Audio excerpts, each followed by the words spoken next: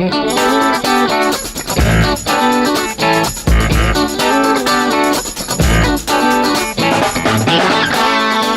welcome back, everybody, to the Bo Carver Show and the Wheels of Justice right here on 620 AM KEXB. Experts in business.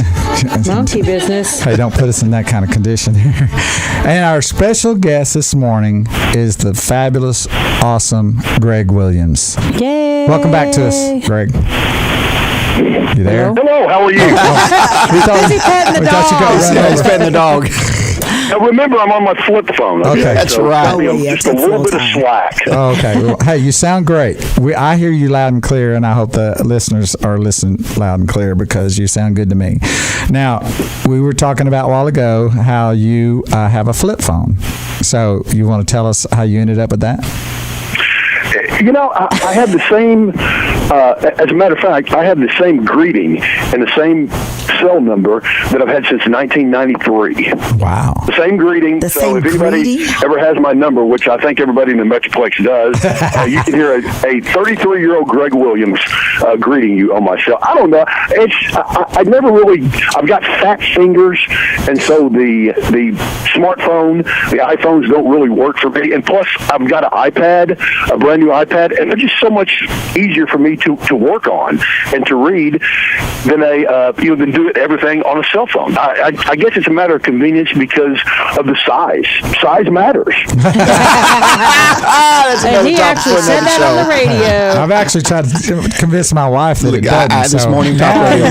Got to start all over again. Now, just so you'll know, we have my TCU hat hanging on your microphone. There's a picture on Facebook if you look. If you were here in person, there's a TCU hat over your microphone, and there's two pictures by your seat. Now, one of them is with you with your cowboy boots, TCU frog boots, That's how I with know. a purple shirt and a TCU hat. So you remember that picture? And a goatee. Goatee. Boy, Is that 30 years ago? I'm a I love the shameful boots. sight.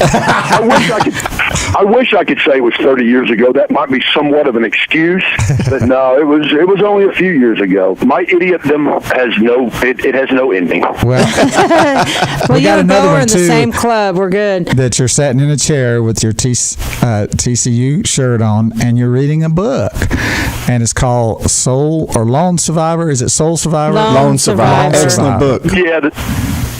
Go ahead. I do remember that. You remember the He book wasn't or you really remember reading, the picture? Bo. No, right.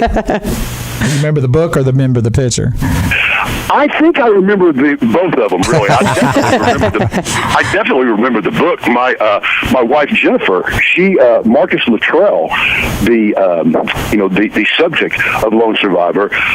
My wife grew up with him and his twin brother Morgan.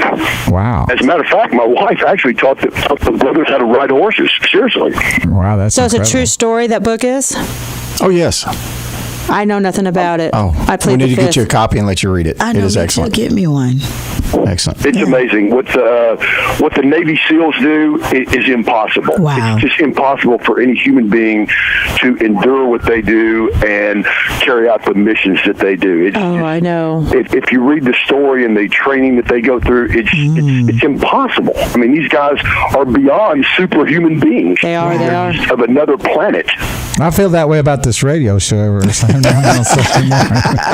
Until you invite me on, and then, boy, then I take that intelligence level, I cut that thing right in half. Well, we know what your GPA is, so hey. Hey, I have to say, since you've been on the radio, we started out with 266 friends. 2,000. I'm sorry, 2,000. Now we have 2,079 friends. So you're bringing it up. Yeah. Half of them are from Colorado, though. We got Russ Allen.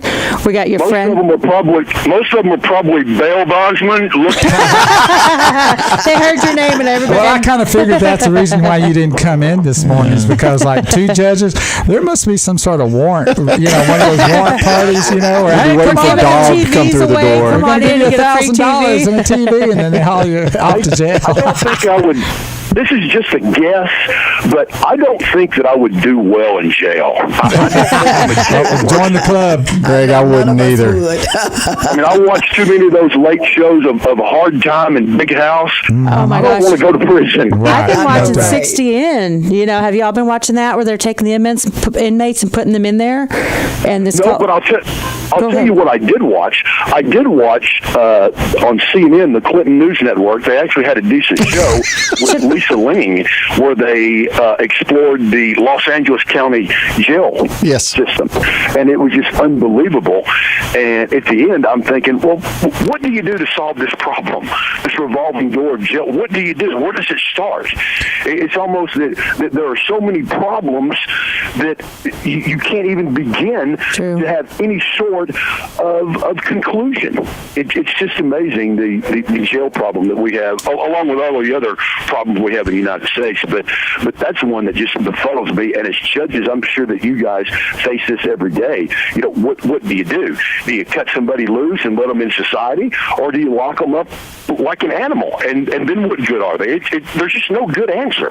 The best answer for it is counseling to close that revolving door loophole. what if they But refuse then to go? again, how do you start a grassroots level by convincing people that now this isn't going to affect you too much? You're not going to get very many benefits, but in the future, generations will. It's hard to convince people in this day of immediacy that we live in that you need to sacrifice now, and it will be for the betterment of mankind, our country, the planet, whatever. It's hard to convince people of that. It's very hard, Greg, and the main thing to remember is that we have to sit down and take a solid look at where this country is going and how society's going. Where did we come from? How did we get where we're at now? And people need to slow down, look up, and reach down and help their fellow man, no matter what the self-sacrifices are on our part to help people get out of the rut that they're in. And if people do that, like in your situation, look at the success stories. And let me tell you, God is an amazing God, and that's where we need to get back to in our country. Yes, Amen. he is. I think Yeah. so. I think so, but if you start, here's what I'd like to know, guys. When did it become wrong to be a proud American? That's what I'd like to. When did it become wrong? I mean, for me to stand up, I'm 56 years old, 50-something white guy. I might as well be Charles Manson these days. You know, I know. Everybody hates the older white guy. They blame us for everything. That is not true. I totally disagree with you. Greg, what do you I'm older mean? than When did you, it become- so you see where I'm at. No, what do you mean? You got to when be did- politically correct nowadays. You're not. I'm afraid when I was in the nursing field, I couldn't say Merry because Christmas. I just don't do it. I'm sorry, and everyone labels me the ugly American. Well, you know, I guess I am. I mean, somebody that loves their country, loves their God, loves their man. All of a sudden, you're a bad person. Why would you be labeled a bad person because you love your country? Exactly. I love don't my understand country. it. I don't think I'm labeled a bad don't. person. And all of these false narratives that are being created around this country, it's mind-boggling. It's going just crazy. It's mind-boggling scary. that this PC society that we've created, that you can't. I worry. I think people really are trying worry. to turn And it around now, though. sometimes- They really are. and You see sometimes- those kids praying around the flagpoles in Meet you at school the now. pole. 2 minutes. So you actually see people, even the younger generation, is trying to help and trying to turn it around. But They it's, really are. if you look at history, and Greg, I think you're a big history buff because you love to read. If you look at the fall of the Roman Empire, look what happened to them over 2,000 years ago. They got too big for their britches because they forgot where they came from.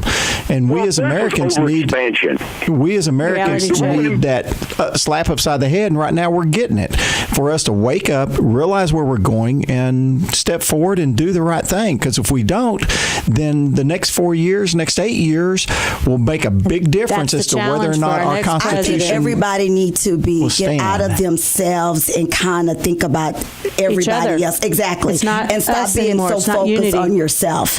Yeah. And think about it. 1 minute. And not just because you feel some way, it doesn't mean I have to agree with the way that you feel, but we can all agree to disagree. Like we do, but out there it's kind of scary. If you tell someone your opinion, they're going to shoot you nowadays. Out there, but everybody needs to learn how to agree to disagree. Correct. You have a right to your opinion, and I have a right to Well, mine. I think the Boy, we media got has. that coming up. I mean, that's just the media. You're right. Yeah. I think the media plays a big part in where The media does play a big part, but then you have to know within who you are. We got to take a break. When we come back, we're going to have a hot topic with our guest, Greg. And it's going to get hot. It's going to get sizzling. I don't know, Lisa. Hold down the doors. I'm ready. I know you are.